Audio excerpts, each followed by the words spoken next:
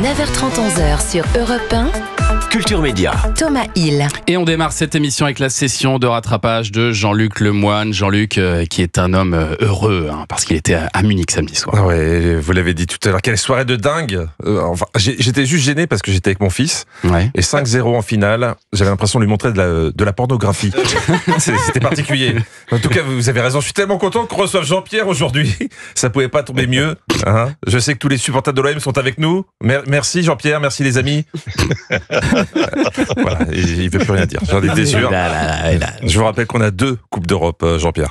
Je vous le dis franchement, c'est un des plus beaux jours de ma vie de supporter. Je voudrais kiffer. Vous le savez peut-être pas, Thomas, mais je suis parrain d'une émission dédiée au PSG. Ah bon ? Oui. Et comme hier, TF1 diffusait le défilé du Paris Saint-Germain, j'ai eu le droit à un hommage de l'excellente animatrice de l'émission, Pia Clemens. On m'a cité sur TF1. Waouh. C'est pas la classe, ça ? Nous, on avait une patte de lapin à ici par Île-de-France, c'était Jean-Luc Lemoyne. Avant chaque match de Ligue des Champions, on l'appelait, et pour qu'il nous porte chance. Et en fait, un jour, on a eu une grosse défaite qui a fait très mal, et depuis, on l'appelait après. Parce qu'il voulait pas passer. Ça fait pas plaisir, ça, la loose. Donc sachez-le, si vous voulez réussir une soirée, invitez-moi, mais après que la soirée ait eu lieu. C'est le moyen de faire un succès. Oui, alors Jean-Luc, ce matin, on reçoit donc Carole Gessler pour son magazine sur France 3 et comme invité Jean-Pierre Foucault. Je précise pour nos auditeurs, évidemment, que Carole Gessler est présente avec nous en studio, mais Jean-Pierre est au téléphone. Oui, je suis ravi que Carole soit là. Je l'aime beaucoup. Je peux pas en dire autant de Jean-Pierre. Alors, parce qu'on a passé une semaine ensemble fin avril. Il était à votre place et depuis, pas un coup de fil. Ah oui. Pas un SMS, même pas un nude, rien. Je crois que pour Jean-Pierre, je n'étais qu'une passade. Carole, vous venez aujourd'hui nous parler d'une émission où vous êtes très accueillante. Et de son intimité, bienvenue dans mon côté sud. Alors je précise que Mon côté sud, c'est le titre de l'émission. Parce que j'avoue que quand vous avez dit ça avec autant de joie, bienvenue dans Mon côté sud, je me suis demandé de quoi vous parliez. Et puis je me suis rappelé que c'était le service public quand même. Attention. Vous êtes une femme courageuse, Carole. Vous qui êtes originaire de Moselle, vous auriez pu céder à la facilité et faire une émission qui se promène de Metz à Thionville. Pourquoi pas ? En passant par la vallée de la Fench. Mais il y a des belles choses. Mais bien sûr, mais pourquoi vous ne faites pas alors ? Parce que vous êtes courageuse. Courageusement, vous avez décidé de prendre sur vous pour aller du sud-ouest au sud-est, en passant par la Corse. C'est dur. Dans cette ère inhospitalière où il fait toujours froid et où les gens vous sourient tout en vous prenant pour des crétins, hein Jean-Pierre ? Là, Carrie Lerouet. Merci. Écoutez-vous, Jean-Pierre. Carrie Lerouet, il vous faisait découvrir une des particularités de la ville. Chaque année, il y a ce qu'on appelle la fête des oursins. Vous connaissez ces petits oursins ? Mais bien sûr, on ne mange pas des piquants, on mange qu'à l'intérieur. Je sais. Ça pour les Lorrains. Jean-Pierre a quand même dit à Carole qu'il fallait pas manger les piquants. Parce qu'elle est Lorraine. C'est comme une noix de coco, faut pas manger que le marron.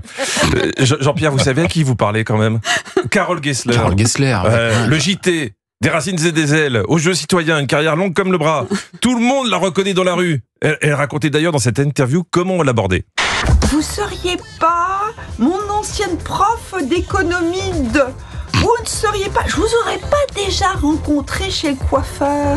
Voilà, tu fais une carrière de 30 ans comme journaliste, sérieuse et rigoureuse, et tu finis prof d'économie dans un salon de coiffure. Ça calme quand même.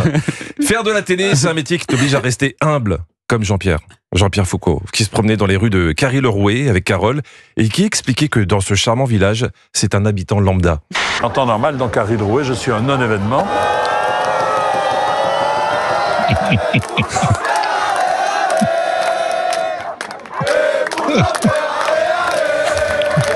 Voilà, c'est un non-événement, mais quand tu vas chez le boulanger ou chez le proctologue, les gens l'accueillent en disant « Eh, pour Jean-Pierre, allez !» Modeste, va. Jean-Pierre est dans le cœur de tous les Français. Dans 50 minutes inside, Isabelle Iturburu le présentait comme ça. Vous êtes un des grands monuments de la télévision française. Est-ce que vous avez conscience de faire partie du patrimoine ? Excellente nouvelle. Carole, pour les journées du patrimoine en septembre, vous pourrez visiter Jean-Pierre Foucault. N'oubliez pas votre lampe frontale. Chez Carole, c'est plus calme. Il faut dire qu'elle sait mettre des barrières, car tout le monde peut la regarder à la télé, sauf ses enfants. Quand je rentre, et par malheur, ils sont en train de regarder aux jeux citoyens, etc. Mais je zappe, je prends la télécommande. Mais Carole, c'est le charme, la douceur, la gentillesse, mais quand elle rentre à la maison, c'est Kim Jong-Carole. La dernière fois que ses enfants ont regardé la télé, c'était par la fenêtre. Depuis les jardins, là où ils vivent d'ailleurs. Jean-Pierre, aujourd'hui, lui, il est zen. Il prend tous les cadeaux que la vie lui offre. Je sais pas si vous le savez, Carole, mais Jean-Pierre a changé de statut depuis quelques mois. Il le disait fièrement sur ce plateau télé. Voilà. Je suis très fier de pouvoir porter l'écharpe Miss France à mon nom. Oui, ne lui dites rien, Carole. Ils ont fait une écharpe pour lui rendre hommage, mais depuis, il croit qu'il est Miss France. Non, entre nous, il aurait pu. Hein, il est super. Enfin, il était super à l'oral, mais ça a bloqué pendant le défilé en maillot. Là, dans mon côté sud, on découvre un autre Jean-Pierre, plus intime, qui nous présente ses vrais amis et ceux qui l'attendent d'eux.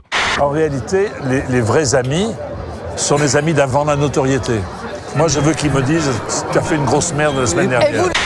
Si ça tient à ça, l'amitié, eh ben, j'aime vous dire que Thomas est très ami avec toute l'équipe de Culture Média, parce qu'il nous le dit tous les jours. Merci pour cet éclairage qui nous avait un peu échappé. Ah, mes amis. Merci, Jean-Luc Lemoyne.